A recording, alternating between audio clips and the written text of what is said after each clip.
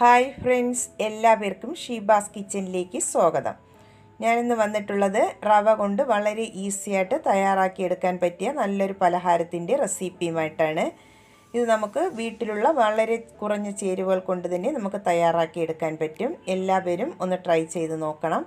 എന്നിട്ട് കമൻസുകൾ അറിയിക്കാൻ മറക്കരുത്. ഈ വീഡിയോ ഇഷ്ടമാകുന്നെങ്കിൽ ഒന്ന് ലൈക്ക് ചെയ്ത് സപ്പോർട്ട് ചെയ്യണേ. ആദ്യമായിട്ടാണ് കാണുന്നവരാണെങ്കിൽ ഒന്ന് സബ്സ്ക്രൈബ് ചെയ്യാനും മറക്കരുത്. എന്നാൽ നമുക്കിത് എങ്ങനെയാണ് തയ്യാറാക്കുന്നതെന്ന് നോക്കിയിട്ട് വരാം. അതിനായി ആദ്യം ഞാനിവിടെ ഒരു മിക്സിയുടെ ജാർ എടുത്തിട്ടുണ്ട്. അതിലേക്ക് നമുക്ക് 1 കപ്പ് വെള്ളം ചേർത്ത് കൊടുക്കാം. ആദ്യം വെള്ളം ചേർത്ത് കൊടുക്കുന്നത് റവ ചേർത്ത് കൊടുക്കുമ്പോൾ അടിയിൽ വന്ന് ഒട്ടിപ്പിടിച്ചിരിക്കാതിരിക്കാൻ വേണ്ടിയിട്ടാണ് ഞാനിവിടെ ആദ്യമൊന്ന് വെള്ളം ചേർത്ത് കൊടുത്തിട്ടുള്ളത്. അതിലേക്ക് നമുക്ക് 1/4 കപ്പ് റവയാണ് ഞാനിവിടെ ചേർത്ത് കൊടുക്കുന്നത്. ഞാനിവിടെ വറുത്ത റവയാണ് എടുത്തിട്ടുള്ളത്. വറുക്കാത്ത റവയായിരുന്നാലും കുഴപ്പമില്ല. അതിലേക്ക് ഒരു 1/4 കപ്പ് വറുത്ത അരിപ്പൊടിയും കൂടെ ചേർത്ത് കൊടുക്കുന്നുണ്ട്. ഞാനിവിടെ പത്തിരിപ്പൊടിയാണ് എടുത്തിട്ടുള്ളത്. അതിലേക്ക് 2 പിഞ്ച് ഉപ്പും കൂടെ ചേർത്ത് കൊടുക്കാം. 3 ഏലക്കയും കൂടെ ചേർത്ത് കൊടുക്കുന്നുണ്ട്. ഏലക്ക പൗഡർ ആണെങ്കിൽ 1/2 ടീസ്പൂൺ ചേർത്ത് കൊടുക്കേണ്ടതാണ്. ഇനി അതിലേക്ക് 2 ടേബിൾ സ്പൂൺ ചിരകിയ തേങ്ങയും കൂടെ ചേർത്ത് കൊടുക്കാം.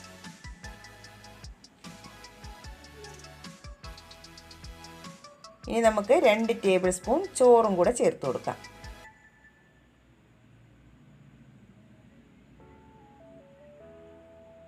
ഇനി അതിലേക്ക് 1/2 കപ്പ് വെള്ളവും കൂടെ ഞാൻ ഒഴിച്ചു കൊടുക്കുന്നുണ്ട്. ടോട്ടൽ 1/2 കപ്പ് വെള്ളമാണ് ഇതിലേക്ക് ചേർത്ത് കൊടുത്തിട്ടുള്ളത്.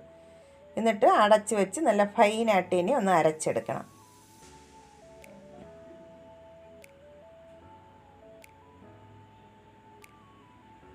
ഞാനിവിടെ മാക്സിമം നന്നായിട്ട് ഇനി ഒന്ന് അരച്ചെടുത്തിട്ടുണ്ട്. ഇനി നമുക്ക് ഇതൊരു ബൗളിലേക്ക് ചേർത്ത് കൊടുക്കാം.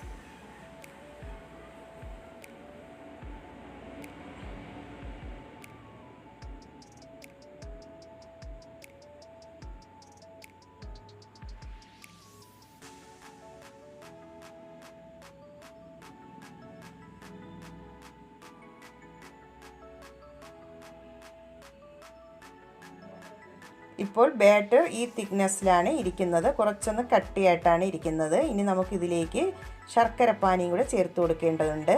നമുക്കിത് മാറ്റി വയ്ക്കാം. ഇനി നമുക്ക് മധുരത്തിന് ആവശ്യമായിട്ടുള്ള ശർക്കര ഒന്ന് മെൽറ്റ് ചെയ്തെടുക്കാം. അതിനായി ഒരു പാത്രത്തിലേക്ക് ഞാനിവിടെ 1 കപ്പ് ശർക്കരയാണ് എടുത്തിട്ടുള്ളത്. പൊടിച്ച ശർക്കരയാണ് ഞാനിവിടെ എടുത്തിട്ടുള്ളത്. അതിലേക്ക് ഒരു 1/2 കപ്പ് വെള്ളവും കൂടെ ഒഴിച്ചു കൊടുക്കാം. എന്നിട്ട് നമുക്ക് ഈ ശർക്കര നന്നായിട്ട് ഇനി ഒന്ന് മെൽറ്റ് ചെയ്തെടുക്കണം.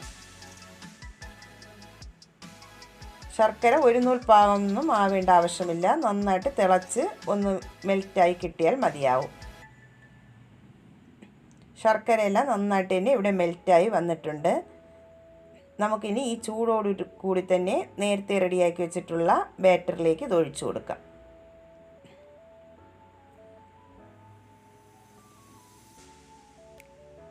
ഞാനിവിടെ കല്ലൊന്നുമില്ലാത്ത ശർക്കരയാണ് എടുത്തിട്ടുള്ളത്. കല്ലുള്ള ശർക്കരയാണെങ്കിൽ ഒന്ന് അരിച്ചിട്ട് വേണം എടുക്കാനായിട്ട്.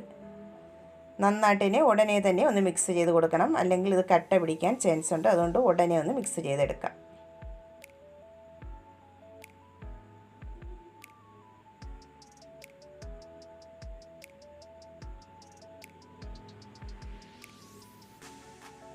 നന്നായിട്ട് ഒട്ടും കട്ടയില്ലാതെ ഞാനിവിടെ മിക്സ് ചെയ്ത് എടുത്തിട്ടുണ്ട്. ഈ കൺസിസ്റ്റൻസിയിൽ വേണം ബാറ്റർ തയ്യാറാക്കി എടുക്കാനായിട്ട്.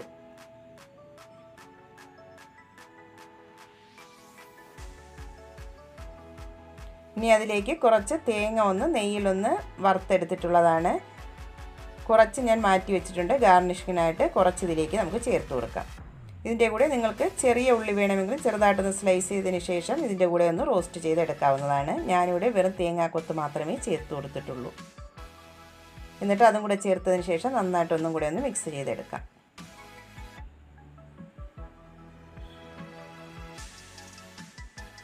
ലാസ്റ്റ് അതിലേക്ക് 1/2 ടീസ്പൂൺ ബേക്കിംഗ് സോഡയും കൂടെ ചേർത്ത് കൊടുക്കുന്നുണ്ട്. എന്നിട്ട് നന്നായിട്ട് തന്നെ ഒന്ന് മിക്സ് ചെയ്തെടുക്കാം.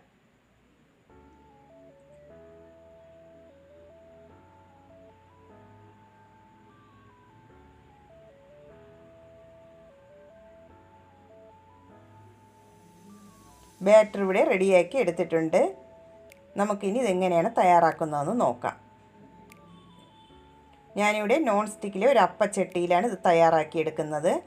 ചട്ടി നന്നായിട്ടൊന്ന് ചൂടായി വന്നതിന് ശേഷം അതിലേക്ക് നമുക്ക് 2 ടീസ്പൂൺ വെളിച്ചെണ്ണ ഒഴിച്ചു കൊടുക്കാം. വെളിച്ചെണ്ണയോ നെയ്യോ ഒഴിച്ചു കൊടുക്കാവുന്നതാണ്. ഞാനിവിടെ വെളിച്ചെണ്ണയാണ് ഒഴിച്ചു കൊടുക്കുന്നത്.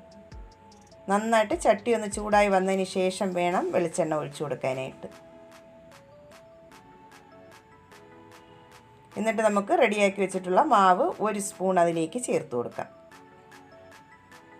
എന്നിട്ട് അതിൻ്റെ മുകളിലായിട്ട് നേരത്തെ മാറ്റി വെച്ചിട്ടുള്ള തേങ്ങാക്കൊത്തിൽ നിന്നും കുറച്ച് അതിൻ്റെ മുകളിലായിട്ട് ഒന്ന് വിതറി കൊടുക്കാം.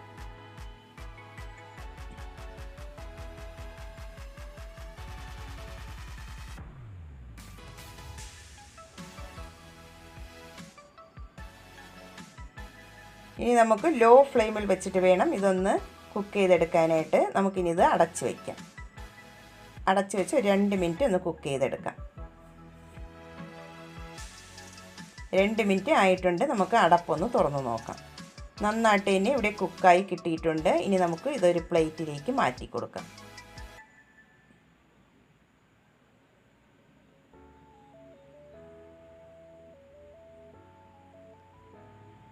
നമുക്കിനി ഒരെണ്ണം കൂടി ഇതുപോലെ ഒന്ന് റെഡിയാക്കി എടുക്കാം.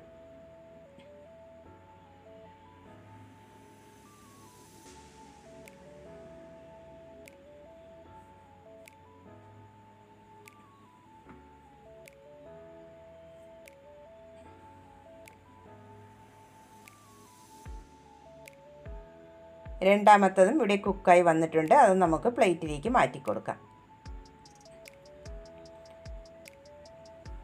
ബാക്കിയുള്ള പലഹാരം കൂടെ നമുക്ക് ഇതുപോലെ ഒന്ന് റെഡിയാക്കി എടുക്കാം. എല്ലാ പലഹാരവും ഞാനിവിടെ റെഡിയാക്കി എടുത്തിട്ടുണ്ട്.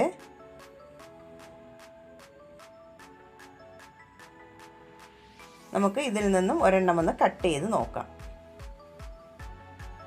നല്ല ആരെടുത്തിട്ടുള്ള നല്ല സോഫ്റ്റ് ആയിട്ടുള്ള ഒരു പലഹാരമാണ്. എല്ലാവരും ഒന്ന് ട്രൈ ചെയ്ത് നോക്കണം. നോക്കിയിട്ട് കമൻസുകൾ അറിയിക്കാൻ മറക്കരുതേ.